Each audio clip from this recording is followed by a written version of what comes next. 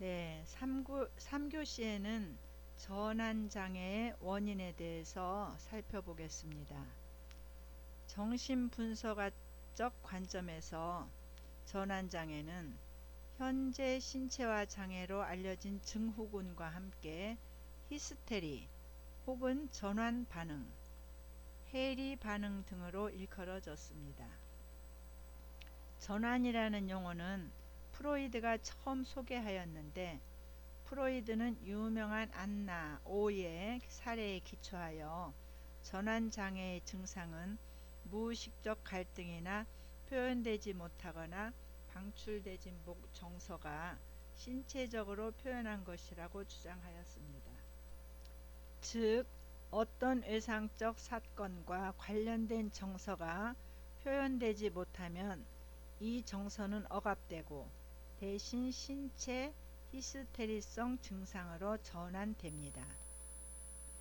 이 증상들은 어떤 면에서 원래의 외상을 상징적으로 표현하고 있는데, 예를 들어 팔이 마비되는 것은 미워하는 대상을 치려는 공격적 충동과 이에 대한 초자의 처벌이라는 무의식적 과정이 상징화된 것입니다.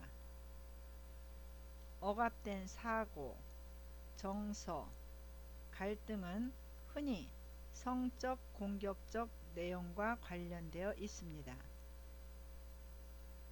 고전적인 프로이드의 이론에서 전환 증상은 오이디푸스기에 전형적으로 일어나는 수동적인 성적 유혹과 주로 관련되어 있다고 합니다.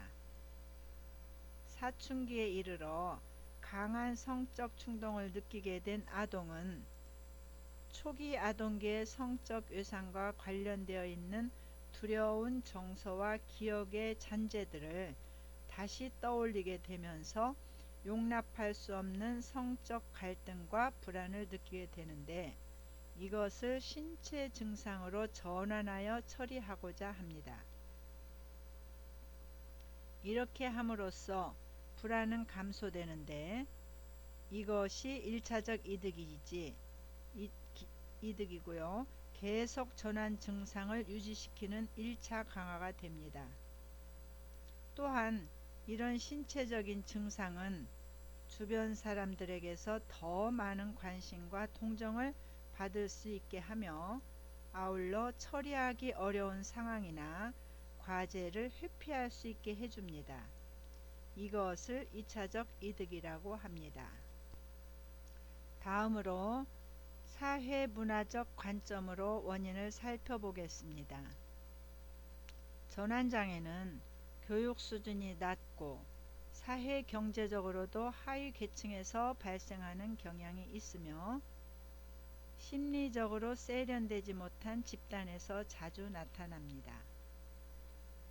이들은 대체로 질병에 대한 의학적 지식이 많지 않은 사람들로, 이들에게서 나타나는 증상은 더 괴상하며 극적입니다. 반면 높은 교육 수준과 심리학적 지식이 있는 사람들은 실제 질병을 좀 더 잘 흉내낸 전환 증상을 나타내는 경향이 있습니다. 또 환자가 발달시키는 특정 전환 증상은 이전의 질병이나 어떤 신체적 문제를 겪은 가족의 영향을 받습니다.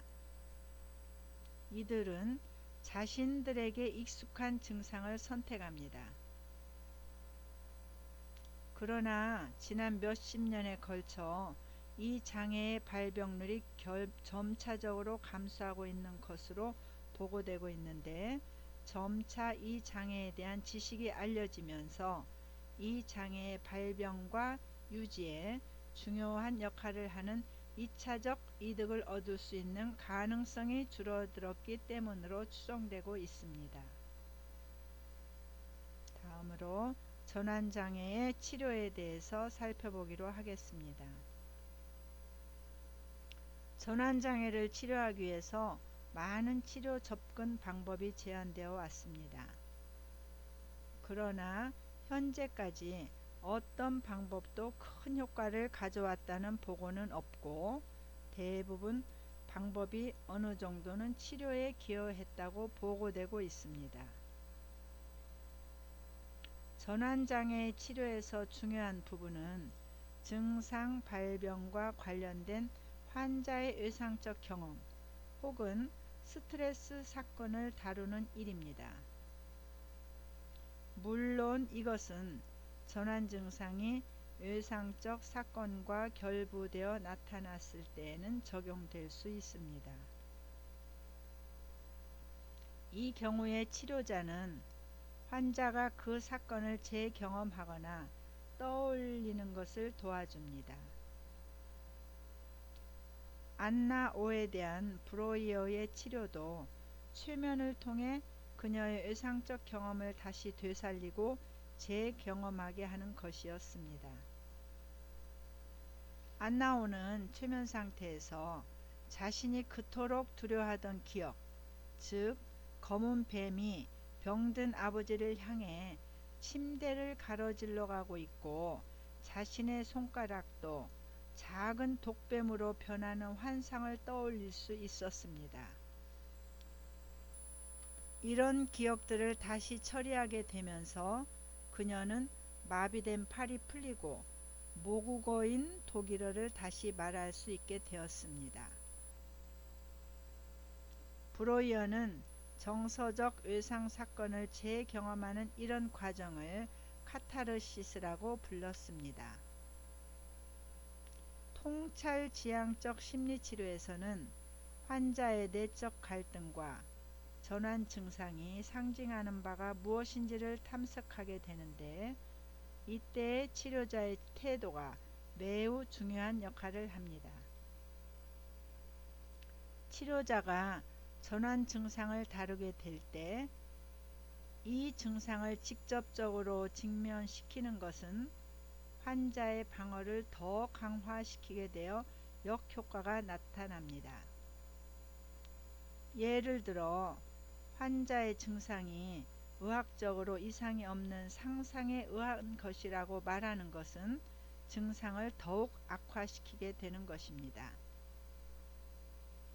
전환장애 치료에서 또 하나의 중요한 점은 증상으로 얻게 되는 2차적 이득, 즉 중요한 인물로부터의 관심이나 책임 회피 등을 제거하는 것입니다.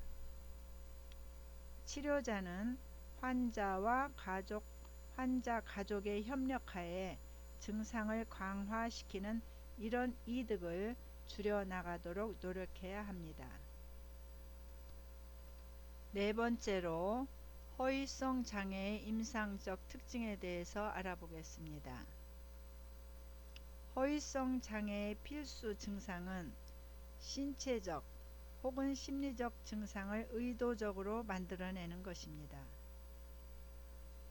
이러한 행동의 동기는 환자의 역할을 하려는 것이며 이런 행동에 외적인 이득이 없음이 분명할 때 이러한 진단이 내려집니다. 허위성 장애는 꾀병과 구분되어야 하는데 꾀병은 의도적으로 증상을 만들거나 과장하지만 목적은 지니고 있습니다. 이러한 목적이 당장은 드러나지 않을 수 있으나 오래지 않아 밝혀집니다.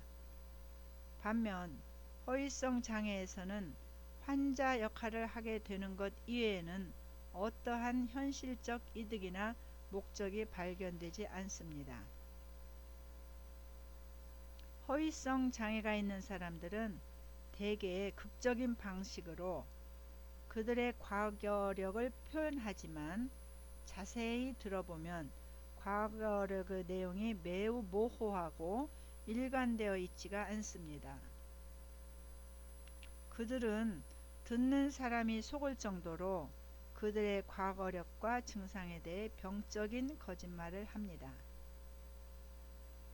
그리고 그들의 초기 호소가 집중적인 검사를 통하여 아무런 문제가 없음이 판명된 이후에도 그들은 다른 심리적인 문제나 신체적인 문제들을 호소하거나 더 많은 허위성 증상들을 만들어냅니다. 이 장애를 가진 사람들은 많은 고통스러운 진단 과정이나 수술을 기꺼이 받습니다. 증상이 허위성이라는 증거에 직면하게 되면 이 장애를 가진 사람들은 대개 그 사실을 부인하거나 재빠르게 퇴원을 합니다. 종종 그들은 퇴원 후에 곧 다른 병원에 반복적으로 입원을 합니다. 허위성 장애의 유병률은 잘 알려져 있지 않으나 매우 드물며 여성보다 남성에게 더 흔합니다. 허위성 장애는 한두 번의 입원으로 호전될 수 있으나 대부분 만성적 경과를 나타내며 여러 병원을 전전하는 경향이 있습니다. 발병 시기는 대개 성인기 초기이며 신체적 또는 심리적 장애로 입원한 후에 시작이 됩니다. 허위성 장애의 치료에 대한 연구 자료는 부족합니다. 가장 중요한 것은 환자가 나타내는 증상을 허위성 장애로 빨리 인식함으로써 환자가 고통스럽고 위험한 진단 절차를 밟지 않도록 하는 것입니다. 심리치료가 도움이 될 수 있는데 대다수 환자는 갑자기 병원을 떠나거나 추후 약속을 지키지 않음으로써 심리치료를 회피하는 경향이 있습니다. 환자가 자신의 허위 증상을 인정하도록 하는 것이 치료에서 핵심적인 요소입니다. 아울러 환자의 역할을 통해 무의식적으로 추구하는 것을 환자가 좀 더 현실적인 방법을 통해 충족할 수 있도록 유도하는 것이 중요합니다. 다음으로 해리 장애를 살펴보겠습니다. 해리 장애는 극심한 고통에 처해 이를 도저히 감당할 수 없는 지경에 이르게 될 때 우리는 현실에서 자신을 떼어놓아 더 이상 고통스러운 현실을 느끼지 않으려고 하는 심리적 처리 방법을 사용하기도 합니다. 이럴 때 주위 세계에 대한 비현실감을 느끼게 되며 자기 자신에 대해서도 낯설고 생소한 느낌을 갖게 됩니다. 예를 들어 심한 정신적 충격을 받았거나 생명의 위협을 느낄 때 마치 내가 아닌 것 같은 느낌, 몸 밖에서 자신을 바라보고 있는 느낌 같은 것을 경험하기도 합니다. 또 주변 환경이 낯설게 느껴지고 사물들이 저 멀리에서 더 작게 천천히 움직이는 것처럼 보이기도 합니다. 이런 현상을 해리라고 부릅니다. 해리는 외상적인 사건을 당분간 자기와 분리시켜 두고 그동안에도 그 사건을 받아들여 소화하려는 기능과 관련 있다고 볼 수 있습니다. 이러한 심리적 과정은 누구에게나 어느 정도는 일어날 수 있는 일이고 상황에 따라서는 정상적인 것으로 여겨질 수 있는 반응입니다. 그러나 이 해리 경험이 지나쳐서 심한 병리적 현상으로 발전하여 나타나는 경우에는 해리 장애라고 부르게 됩니다. 해리 장애에 대한 관련 현상을 한편 보시겠습니다. 이 해리라는 말은 나누어진다, 분리된다 라는 의미를 가지고 있잖아요. 그래서 해리 장애라는 것은 정신적인 영역에서 기억이나 자기 정체감, 나의 의식 혹은 이 환경에 대한 지각이 평소와 달리 큰 혼란을 경험하면서 급격히 분리, 단절되는 것을 의미합니다. 해리 장애라고 하면 대표적으로 이 다중인격을 떠올리실 텐데, 이 다중인격 장애는요, 해리 장애에 포함된 하나의 하위 유형이고 정확한 명칭은 해리성 정체감 장애입니다. 보통 한 사람 안에 다른 인격이 공존하는 형태로 영화나 이 책에서 많이 다루어지죠. 진짜 어떻게 보면 극도의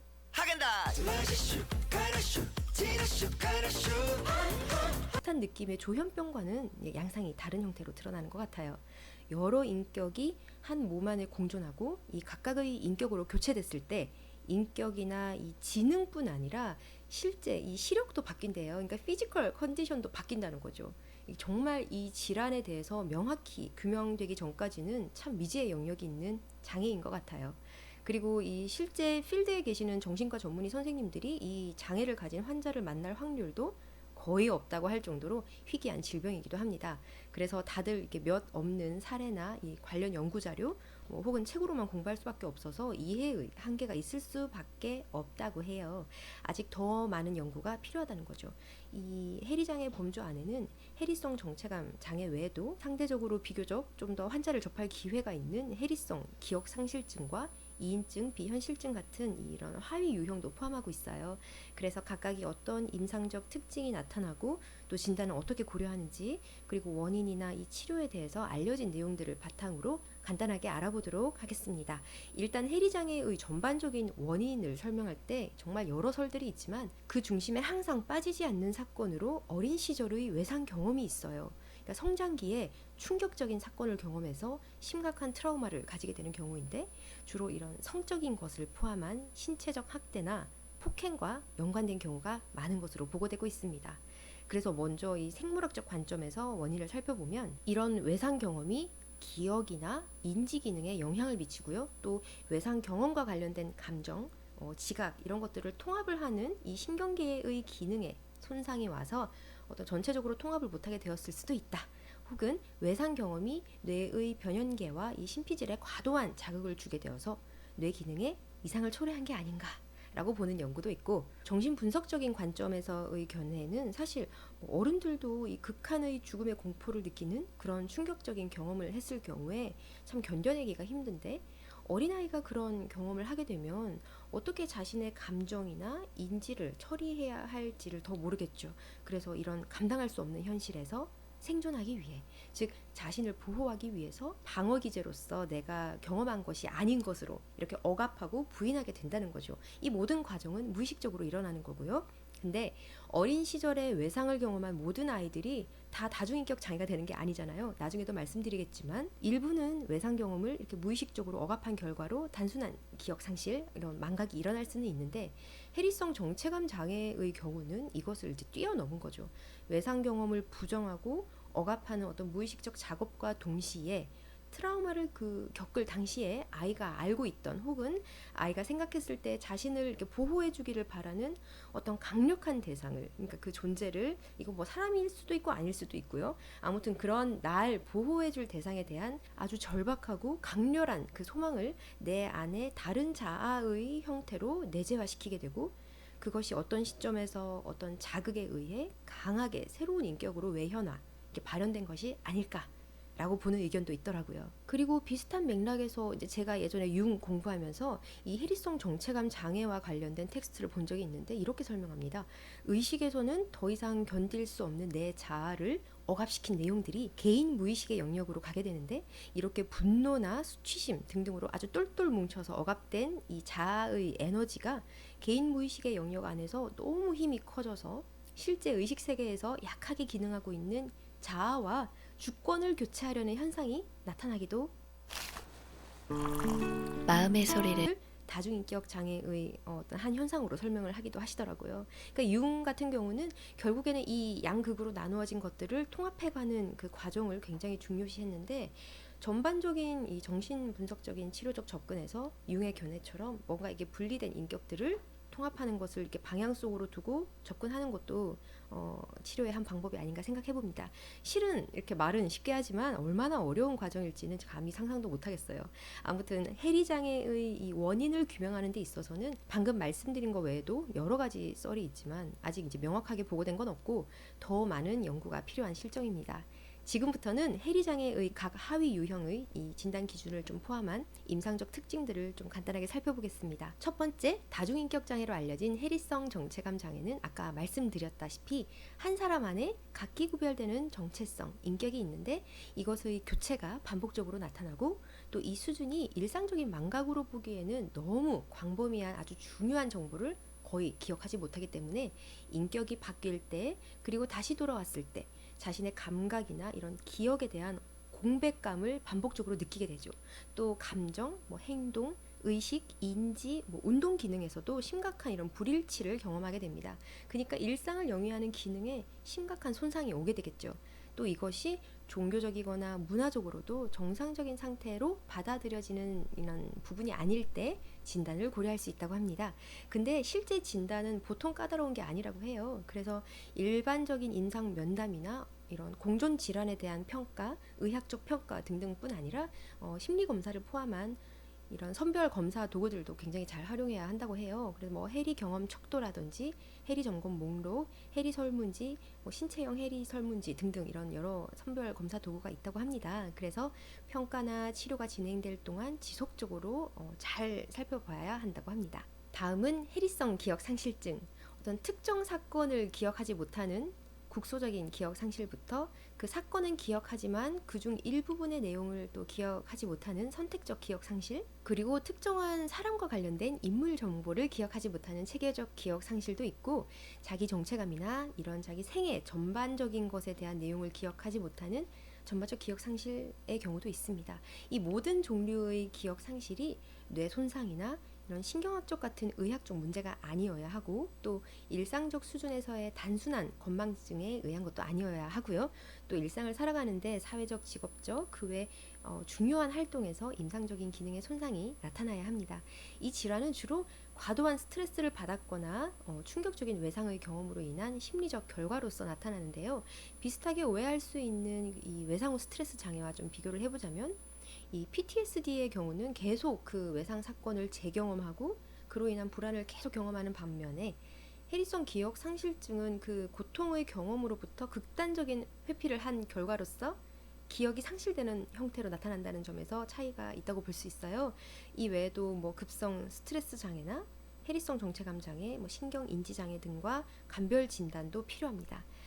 특별히 DSM-4에서는 해리성 둔주라는 진단명이 있었는데 DSM-5로 오면서 이 해리성 기억 상실증 안으로 흡수되었고요. 이 안에 이제 해리성 둔주와 함께 나타나느냐 아니냐를 구분하게 되었습니다. 그러니까 해리성 기억 상실증을 진단받더라도 그 안에 둔주가 나타나느냐 아니냐를 이제 구분하게 되었다는 거죠. 둔주라는 말은 특별한 목적지 없이 여기저기 이렇게 배회한다, 혹은 도망쳐 달아난다, 이런 뜻을 가지고 있는데, 해리성 둔주는 일상 활동 영역을 벗어나서 예정에 없는 이렇게 방황을 여행하듯이 이렇게 하게 되는 거예요. 근데 이제 이게 정체감 혼돈이 오기 때문이고, 또 심하면 정체감의 와해까지 일어날 수 있어요. 근데 이제 만일 다행히 나중에 정신을 차리게 되었을 때 자기가 왜 여기에 있는지 전혀 모르거나 기억이 돌아오지 않는 경우에는 새로운 신분이나 직업을 가지고 남은 삶을 생활해 나가는 경우도 생긴다는 것.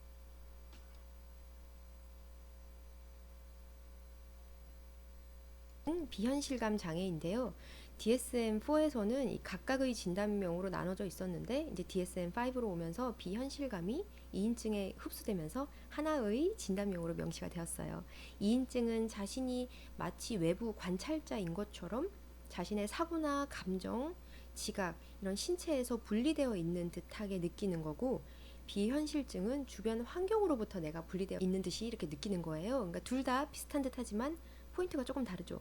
2인증은 나에게 포인트가 있는 거예요. 나로부터 내가 분리된 느낌인 거죠. 그러니까 자신의 생각이나 자신에 속한 모든 것들로부터 떨어져 나와서 내가 나를 쳐다보는 느낌이라면, 비현실증은 환경이 바뀌는 게 포인트인 거예요. 나는 그대로 있지만 주변 환경이, 주변 현실이, 주변 상황이 엄청 낯설게 느껴지고, 여기가 지구가 아닌 것 같고, 사람들이 사람이 아닌 것 같고, 내가 서 있는 이곳이 갑자기 너무나 낯설고 꿈속인가? 이렇게 되는 거죠. 그래서 진단 기준은 이런 증상들을 반복적으로 지속적으로 경험을 하는데 이제 가장 중요한 건 아예 분리되는 건 아니고요. 현실 검증력은 그대로 살아있다는 거예요. 하지만 이로 인해서 일상을 유지하는 데 있어서 심각한 기능의 손상이 발생하고 또 다른 질환에 의한 것이 아닐 때 진단을 고려할 수 있다고 합니다. 이 외에 뭐 기타 특정 해리 장애나 상세 불명의 해리 장애 등등 더 있습니다만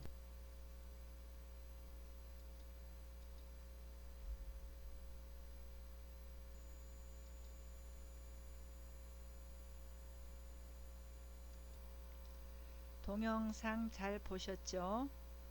해리성 장애 원인을 잠시 살펴보면은 심한 스트레스 상황에서 자신을 고통스러운 경험으로부터 해리시키려는 경향은 보통 사람에게서도 일반적으로 일어납니다.